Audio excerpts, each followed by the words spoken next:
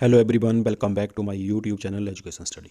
Friends, Himachal Pradesh public service commission की ओर से 32 पोस्टें जो हैं वो इतिहास प्रवक्ता पीजीटी हिस्ट्री की निकाली जा रही हैं और जल्दी ही इनकी भर्ती प्रक्रिया जो है वो शुरू होने वाली है। तो फ्रेंड्स, यदि आप भी कर रहे हैं पीजीटी हिस्ट्री के एग्ज़ाम की तैयारी तो जुड़े रहें मेरे चैनल के साथ। तो चलिए फ्रेंड्स, शुरू करते हैं पीजीटी हिस्ट्री प्रैक्टिस सेट। तो देखिए फ्रेंड्स, क्वेश्चन नंबर 1 है हमारा, डिस्कवरी ऑफ इंडिया नामक पुस्तक किसने लिखी। इंपॉर्टेंट क्वेश्चन है, 4 ऑप्शन आपके सामने हैं। फिरोज शाह मेहता, बदरुद्दीन तैयब जी, CR दास, जवाहरलाल नेहरू।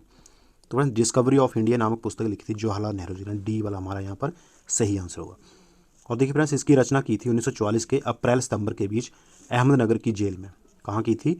अहमदनगर की जेल में 1944 में। आगे देखिए, भारत चीन पंचशील संधि पत्र को कब हस्ताक्षर किए गए? भारत चीन पंचशील संधि पत्र, इसके ऊपर हस्ताक्षर किए गए थे फ्रेंड्स 1954 को। देखिए सी वाला हमारा यहाँ पर राइट आंसर होगा फ्रेंड्स। भारत चीन के बीच नई दिल्ली में 29 अप्रैल 1954 को तिब्बत को लेकर एक समझौता हुआ था। कहाँ हुआ था समझौता? ये नई दिल्ली में कब हुआ था? 29 अप्रैल 1954 को तिब्बत को लेकर भारत और पाकिस्तान के बीच में, जो कि पंचशील समझौते के नाम से जाना जाता है। अगला देखिए, भारत को जब स्वतंत्रता मिली थी तब इंग्लैंड के प्रधानमंत्री कौन थे? इंपॉर्टेंट क्वेश्चन फ्रेंड्स ये भी। तो राइट आंसर इसका होगा क्लीमेंट एटली। देखिए सी वाला हमारा राइट आंसर होगा फ्रेंड्स। जब भारत को स्वतंत्रता मिली थी तब इंग्लैंड के प्रधानमंत्री क्लीमेंट एटली थे और फरवरी 1947 में क्लीमेंट एटली ने भारत की आज़ादी की घोषणा की कि वह जून 1948 से पहले सत्ता जो है भारतीयों को सौंप देंगे। आगे देखिए, गांधी को राष्ट्रपिता का नामकरण किसने किया? 4 ऑप्शन हैं, जवाहरलाल नेहरू, मोतीलाल नेहरू, सरोजनी नायडू या सुभाष चंद्र बोस। तो फ्रेंड्स, गांधी को राष्ट्रपिता का नामकरण किया था सुभाष चंद्र बोस जी ने। देखिए डी वाला हमारा यहाँ पर ये राइट आंसर होगा। देखिए फ्रेंड्स, 4 जून 1944 को सिंगापुर रेडियो से एक संदेश प्रसारित करते हुए सुभाष चंद्र बोस ने राष्ट्रपिता कहकर महात्मा गांधी जी को संबोधित किया था। नेक्स्ट देखिए, पंजाब हिंदू सभा की स्थापना किसने की थी? देखिए ऑप्शन आपके सामने, UN मुखर्जी ने, लाल चंद्र ने, पहला या दूसरा, दोनों ने या अजीत सिंह ने। तो बताइए फ्रेंड्स, क्या इसका राइट आंसर होगा? इसका राइट आंसर होगा एक और दो, ए और बी दोनों ने। देखिए पंजाब हिंदू सभा की स्थापना की थी UN मुखर्जी और लाल चंद्र दोनों ने। और कब की थी फ्रेंड्स? ये की थी 1909 ईस्वी में। देखिए पंजाब हिंदू सभा की स्थापना 1909 ईस्वी में UN मुखर्जी और लालचंद ने की थी। लालचंद ने हिंदू हितों पर बल दिया तथा हिंदुओं में पृथकतावाद की प्रवृत्ति को प्रोत्साहित किया।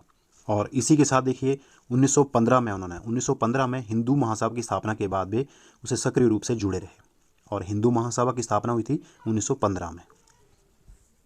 नेक्स्ट क्वेश्चन देखिए, प्रथम अखिल भारतीय किसान संगठन ऑल इंडिया किसान सभा 1936 में जिसके नेतृत्व में गठित की गई वे थे। तो देखिए ऑल इंडिया किसान सभा 1936 में गठित की गई थी, प्रथम अखिल भारतीय किसान संगठन भी जिसको बोलते हैं। तो ये किसके नेतृत्व में गठित की गई थी? ये की गई थी फ्रेंड्स स्वामी सहजानंद सरस्वती के नेतृत्व में। देखिए बी वाला हमारे यहाँ पर राइट आंसर होगा फ्रेंड्स। स्वामी सहजानंद सरस्वती जो थे ये भारत के राष्ट्रवादी नेता और स्वतंत्रता संग्राम के सेनानी थे। आगे देखिए नेक्स्ट क्वेश्चन, पाकिस्तान बनाने के विचार का प्रथम प्रणेता रहे। तो पाकिस्तान बनाने के विचार के प्रथम प्रणेता कौन रहे थे? देखिए इन 4 ऑप्शन में से सी वाला हमारा राइट आंसर होगा सर सैयद अहमद खान। देखिए सी वाला सही आंसर होगा। डिटेल में देखिए फ्रेंड्स, पाकिस्तान शब्द का सर्वप्रथम प्रयोग कैम्ब्रिज विश्वविद्यालय के छात्र चौधरी रहमत अली के द्वारा हुआ था। तो सबसे पहले जो पाकिस्तान शब्द का प्रयोग किया था वो किया था कैम्ब्रिज विश्वविद्यालय के छात्र चौधरी रहमत अली। कौन थे वो? चौधरी रहमत अली। और सर सैयद अहमद खान जो थे इन्होंने पाकिस्तान के निर्माण की कल्पना की थी। और मोहम्मद अली जिन्ना जो थे ये स्वतंत्र पाकिस्तान के प्रथम गवर्नर जनरल बनाए गए थे। आगे देखिए, तत्वबोधिनी पत्रिका का प्रारंभ किसने किया था फ्रेंड्स? इंपॉर्टेंट क्वेश्चन है भी, तत्वबोधिनी पत्रिका। देखिए 4 ऑप्शन, राजा राम मोहन राय, राज नारायण बोस, देवेंद्र नाथ टैगोर, केशव चंद्र सेन। तो बताइए फ्रेंड्स तत्वबोधिनी पत्रिका। तो फ्रेंड्स तत्वबोधिनी पत्रिका का प्रारंभ किया था देवेंद्र नाथ टैगोर ने। सही वाला हमारा यहाँ पर राइट आंसर होगा। और ये किया था 16 अगस्त 1843 को। कब किया था? तो 16 अगस्त 1843 को। और फ्रेंड्स ये तत्वबोधिनी सभा की पत्रिका थी जिसका प्रकाशन जो था 1883 ईस्वी तक होता रहा था। यह कोलकाता से बांग्ला भाषा में प्रकाशित होती थी। नेक्स्ट क्वेश्चन देखिए, बहिष्कृत भारत पत्रिका को किसने आरंभ किया था? बहिष्कृत भारत, अब ये वाली पत्रिका किसने आरंभ की थी फ्रेंड्स? ये वाली पत्रिका आरंभ की थी VR अम्बेडकर ने। देखिए ए वाला हमारा राइट आंसर होगा, BR भीमराव अम्बेडकर ने। फ्रेंड्स बहिष्कृत भारत ये वाली पत्रिका जो थी BR अम्बेडकर ने कोरीगाम भीमा के युद्ध स्मारक की यात्रा से प्रारंभ की और 3 अप्रैल 1927 को मराठी में इस पत्रिका को प्रकाशित किया गया। कब प्रकाशित किया गया था? 3 अप्रैल 1927 को। नेक्स्ट क्वेश्चन देखिए, 1857 के विद्रोह के केंद्र और उनके नेताओं पर विचार कीजिए। तथा सूची 1 को सूची 2 से सुमेलित करते हुए कूट में सही उत्तर का चयन कीजिए। देखिए सूची वाला क्वेश्चन है 1857 के विद्रोह के केंद्र और उनके नेता, ये केंद्र हैं और ये उनके नेता हैं, तो सही हमने इनका मिलान करना है। तो इसका जो राइट आंसर होगा वो होगा फ्रेंड्स सी वाला। देखिए ए का मिलान होगा दूसरे के साथ, नाना साहिब कानपुर से संबंधित है, और दूसरे का बी का मिलान होगा एक से, नवाब हमीद अली खान दिल्ली, और मौलवी अहमदुल्ला खान ये थे अवध से, और डी का मिलान होगा देखिए मीना राम दीवान असम से। नेक्स्ट क्वेश्चन देखिए, निम्नलिखित में से कौन सा इतिहासकार वामपंथी इतिहासकार नहीं है। देखिए 4 इतिहासकार दिए गए हैं, इसमें से एक इतिहासकार जो है वो वामपंथी नहीं है, तो वो कौन सा है। तो फ्रेंड्स वो वाला इतिहासकार है RC मजूमदार। देखिए डी वाला हमारा राइट आंसर होगा फ्रेंड्स, रमेश चंद्र मजूमदार। पूरा नाम क्या था इनका, रमेश चंद्र मजूमदार। ये फ्रेंड्स राष्ट्रवादी इतिहासकार थे। उन्होंने प्राचीन भारत के इतिहास पर बहुत कार्य किया। उन्होंने भारत की स्वाधीनता के इतिहास पर भी कुछ कार्य किया। उन्होंने कहा था कि 1857 का विद्रोह ना तो पहला, ना ही राष्ट्रीय, ना ही स्वतंत्रता संग्राम था। तो ये वाली स्टेटमेंट जो थी ये थी RC मजूमदार की। कौन सी स्टेटमेंट, कि 1857 का जो विद्रोह था ना तो पहला, ना ही राष्ट्रीय, ना ही स्वतंत्रता संग्राम था। और इन्होंने एक पुस्तक लिखी थी जिसका नाम था the history and culture of the Indian peoples. क्या नाम था उस पुस्तक का, the history and culture of the Indian people. आगे देखिए नेक्स्ट क्वेश्चन है, प्रथम बार किस वर्ष में ICS परीक्षा का आयोजन भारत और ब्रिटेन में एक साथ हुआ। ICS परीक्षा का प्रथम बार आयोजन भारत और ब्रिटेन में एक साथ। तो फ्रेंड्स ये हुआ था 1922 ईस्वी में। देखिए बी वाला हमारा यहाँ पर राइट आंसर होगा। वर्ष 1922 में इंग्लैंड और भारत में सर्वप्रथम एक साथ ICS परीक्षाओं का आयोजन किया गया। और फ्रेंड्स उसमें भारत के जो वायसराय गवर्नर जनरल थे वो थे लॉर्ड रीडिंग। कौन थे, लॉर्ड रीडिंग। जब ICS परीक्षा का आयोजन भारत और ब्रिटेन में किया था तब भारत के वायसराय और जनरल थे लॉर्ड रीडिंग। और जो पहले भारतीय ICS बने थे वो थे सत्येंद्र नाथ टैगोर। तो कौन थे, सत्येंद्र नाथ टैगोर जो थे पहले भारतीय ICS अधिकारी बने थे। नेक्स्ट देखिए, फोर्ट विलियम कॉलेज की स्थापना डैश ने की। फ्रेंड्स फोर्ट विलियम कॉलेज, देखिए ऑप्शन आपके सामने है। तो फ्रेंड्स फोर्ट विलियम कॉलेज की स्थापना की थी लॉर्ड वेलेस्ली ने। सी वाला हमारा यहाँ पर राइट आंसर होगा। देखिए फोर्ट विलियम कॉलेज की स्थापना 10 जुलाई 1800 ईस्वी में कब की थी, 10 जुलाई 1800 ईस्वी में कलकत्ता में की थी। कहाँ की थी, और कलकत्ता में। अगला क्वेश्चन देखिए, बंगाल में स्थायी बंदोबस्त से क्या हुआ।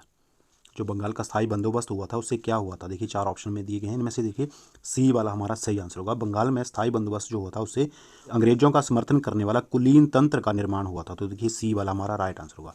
डिटेल्स में देखिए फ्रेंड्स, बंगाल में स्थायी बंदोबस्त 1793 ईस्वी में कब हुआ था, 1793 ईस्वी में लॉर्ड कॉर्नवालिस द्वारा किया गया था। और किसने किया था, लॉर्ड कॉर्नवालिस ने। जिसमें कि देखिए भूमि लगान का 10/11 भाग कंपनी सरकार को देना था तथा 1/11 भाग जो था जमींदार को अपनी सेवाओं के लिए अपने पास रख लेना था। और देखिए इस स्थायी बंदोबस्त से अंग्रेजों का समर्थन करने वाला एक कुलीन तंत्र का निर्माण हुआ जो भारत की आज़ादी तक उनका समर्थक बना रहा। नेक्स्ट क्वेश्चन देखिए, कलकत्ता के सर्वोच्च न्यायालय की स्थापना डैश से हुई थी। तो देखिए फ्रेंड्स इसका राइट आंसर होगा ऑप्शन ए वाला। देखिए सन 1773 के विनियामक एक्ट थे। कौन सा एक्ट था, सन 1773 का विनियामक एक्ट।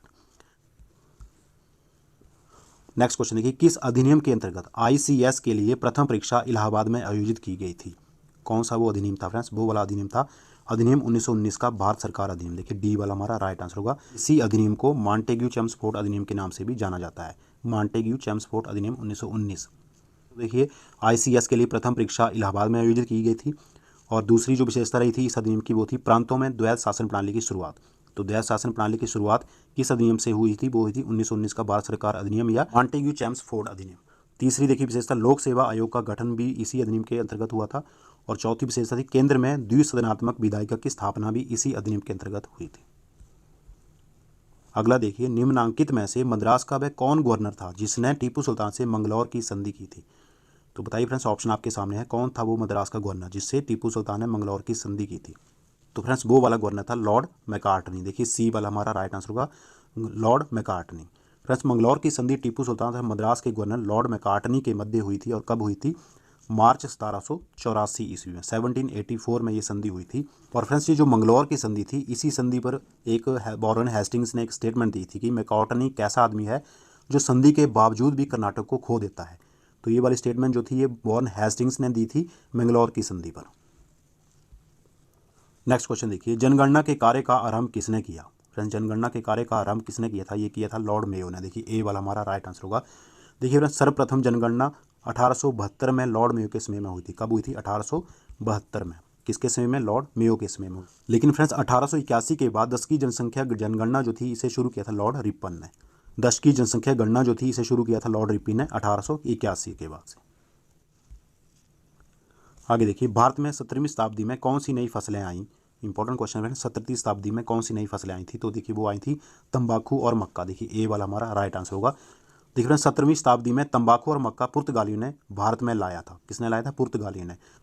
नेक्स्ट क्वेश्चन देखिए फ्रेंड्स, किसे भक्ति आंदोलन का संस्थापक माना जाता था? तो 4 ऑप्शन जो दिए गए हैं इसमें फ्रेंड, भक्ति आंदोलन का संस्थापक माना जाता था रामानुजाचार्य को। देखिए डी वाला हमारा यहाँ राइट आंसर होगा, रामानुजाचार्य। देखिए फ्रेंड्स डिटेल में, शंकराचार्य को भक्ति काल का प्रथम प्रचारक माना जाता है। ये शंकराचार्य जो थे इनको भक्ति काल का प्रथम प्रचारक माना जाता है और भक्ति आंदोलन का संस्थापक माना जाता है रामानुजाचार्य को। और इन्होंने ही देखिए वशिष्ठ द्वैत दर्शन का प्रतिपादन भी किया था। उसके बाद देखिए माधवाचार्य का विश्वास द्वैतवाद में था। माधवाचार्य जो थे ये द्वैतवाद में विश्वास करते थे और निम्बकाचार्य जो थे ये रामानुज के समकालीन थे। ये द्वैत दर्शन में विश्वास रखते थे तथा ईश्वर के प्रति समर्पण पर बल देते थे। द्वैत और ये किसके समकालीन थे? रामानुजाचार्य के समकालीन थे। नेक्स्ट क्वेश्चन देखिए, किताब उल हिंद के रचयिता हैं फ्रेंड्स। किताब उल हिंद के रचयिता हैं अलबरूनी। देखिए सी वाला हमारा यहाँ पर राइट आंसर होगा फ्रेंड्स। किताब उल हिंद अलबरूनी द्वारा अरबी में लिखित कृति है। और किस भाषा में लिखी है अलबरूनी ने? ये लिखी है अरबी भाषा में। नेक्स्ट क्वेश्चन देखिए, तुर्की जनजातियों में कौन शामिल नहीं है? फ्रेंड्स तुर्की जनजातियों में देखिए इसमें शामिल नहीं है शंसबनी। देखिए डी वाला हमारा राइट आंसर होगा शंसबनी। शंसबनी जो है तुर्की जनजाति नहीं है, बाकी ये सेजलूक, गुज और करलुक ये तीनों जो हैं तुर्की जनजातियों में शामिल हैं। नेक्स्ट क्वेश्चन देखिए, निम्नलिखित में से किस युद्ध में शेरशाह सूरी ने भाग लिया था? देखिए ऑप्शन है पानीपत के प्रथम युद्ध में, पानीपत के द्वितीय युद्ध में, पानीपत के तृतीय युद्ध में या इनमें से किसी में भी नहीं। तो डी वाला हमारा राइट आंसर होगा इनमें से किसी भी युद्ध में, पानीपत के किसी भी युद्ध में शेरशाह सूरी ने भाग नहीं लिया था। फ्रेंड्स शेरशाह सूरी ने मुगल सम्राट बाबर की ओर से चंदेरी के युद्ध जो कि हुआ था 1528 ईस्वी में, चंदेरी के युद्ध में भाग लिया था। नेक्स्ट क्वेश्चन देखिए, मुगल साम्राज्य का प्रांतों में विभाजन पहली बार किसने किया था? देखिए फ्रेंड्स ऑप्शन आपके सामने। तो मुगल साम्राज्य का प्रांतों में विभाजन पहली बार किया था अकबर ने। डी वाला हमारा यहाँ पर राइट आंसर होगा अकबर ने। डिटेल्स में देखिए फ्रेंड्स, मुगल साम्राज्य का प्रांतों में विभाजन पहली बार किया था अकबर ने और अकबर ने 1580 ईस्वी में अपने संपूर्ण साम्राज्य को 12 सूबों में विभाजित किया था। कितने सूबों में? 12 सूबों में। किंतु शासनकाल के अंतिम समय में दक्षिण भारत के बरार, खानदेश एवं अहमदनगर की विजय के पश्चात सूबों की संख्या बढ़कर 15 हो गई थी और अंत में कितनी हो गई थी? इनकी सूबों की संख्या 15 हो गई थी। नेक्स्ट क्वेश्चन देखिए, समकालीन इतिहासकारों के द्वारा किस मुगल सम्राट को मुजद्दिद की उपाधि दी गई? मुजद्दिद। तो देखिए 4 ऑप्शन जो दिए गए हैं इसमें से शाहजहां हमारा राइट आंसर होगा सी वाला। समकालीन इतिहासकार जो थे उन्होंने शाहजहां को मुजद्दिद की उपाधि दी थी। नेक्स्ट क्वेश्चन देखिए, राज दरबार में मीरे तुजुक शब्द का प्रयोग किया जाता था। देखिए ऑप्शन आपके सामने है। तो राज दरबार में मीरे तुजुक शब्द का प्रयोग किसके लिए किया जाता था? तो देखिए इसमें डी वाला हमारा राइट आंसर होगा प्रमुख सचिव के लिए। नेक्स्ट क्वेश्चन देखिए, रज़मनामा फारसी अनुवाद है। तो रज़मनामा किसका फारसी अनुवाद है? फ्रेंड्स रज़मनामा जो है ये महाभारत का फारसी अनुवाद है। सी वाला हमारा यहाँ पर राइट आंसर होगा। नेक्स्ट क्वेश्चन देखिए, अकबर ने किस जैन आचार्य को सम्मानित किया था? देखिए ऑप्शन आपके सामने है यशोभद्रा, हरिविजय सूरी, चंद्रप्रभा सूरी या पुष्पदंत। तो अकबर ने किस जैन आचार्य को सम्मानित किया था? देखिए इसका राइट आंसर होगा ऑप्शन बी हरिविजय सूरी को। अकबर ने सम्मानित किया था हरिविजय सूरी को जो कि एक जैन आचार्य थे। देखिए हरिविजय सूरी जो थे 1526 से 1595 तक। कब से? 1526 से 1595 तक ये जैन मुनि थे। इन्होंने अकबर को जैन दर्शन के बारे में समझाया था और अकबर इतने इनसे प्रभावित हुए कि इनको जगत गुरु की उपाधि दी थी। तो इन्हीं को अकबर ने किसकी उपाधि दी थी? जगत गुरु की। नेक्स्ट क्वेश्चन देखिए फ्रेंड्स, निम्नलिखित में से कौन सा विदेशी यात्री 6 बार भारत आया था? तो देखिए 4 ऑप्शन जो दिए गए हैं इनमें से देखिए जीन बैप्टिस्ट टैवर्नियर जो था, ए वाला हमारा राइट आंसर होगा। फ्रेंड्स जीन बैप्टिस्ट टैवर्नियर ये 6 बार भारत आया था। 6 बार इसने भारत की यात्रा की थी और इसने ही एक पुस्तक लिखी थी ट्रैवल्स इन इंडिया। क्या नाम था उस पुस्तक का? ट्रैवल्स इन इंडिया नामक पुस्तक जो थी इसी ने लिखी है। नेक्स्ट क्वेश्चन देखिए, बलबन के द्वारा विजय के स्थान पर सुदृढ़ीकरण की नीति अपनाने के लिए निम्नलिखित में से कौन सा एक कारण नहीं था? देखिए 4 कारण दिए गए हैं तो उसमें से डी वाला हमारा राइट आंसर होगा उसका कमजोर स्वभाव। ये जो था उसकी सुदृढ़ीकरण नीति का अपनाने का एक कारण नहीं था, डी वाला। बाकी ये तीनों जो थे वे सही हैं। विदेशी आक्रमण का भय, आंतरिक विद्रोह, भारतीय शासकों की तुर्की शासन को उखाड़ फेंकने की इच्छा, इन तीनों के कारण उसने सुदृढ़ीकरण नीति अपनाई थी। लेकिन डी वाला हमारा यहाँ पर राइट आंसर होगा, इसके कारण नहीं। तो फ्रेंड्स आज की वीडियो यहीं तक। आई होप कि इस वीडियो से आपको आने वाले पीजीटी के एग्जाम में कुछ ना कुछ हेल्प जरूर मिलेगी। जल्दी ही मिलेंगे इसी तरह की नेक्स्ट वीडियो के साथ। तब तक के लिए जय हिंद। Thank you for watching पेशेंशली।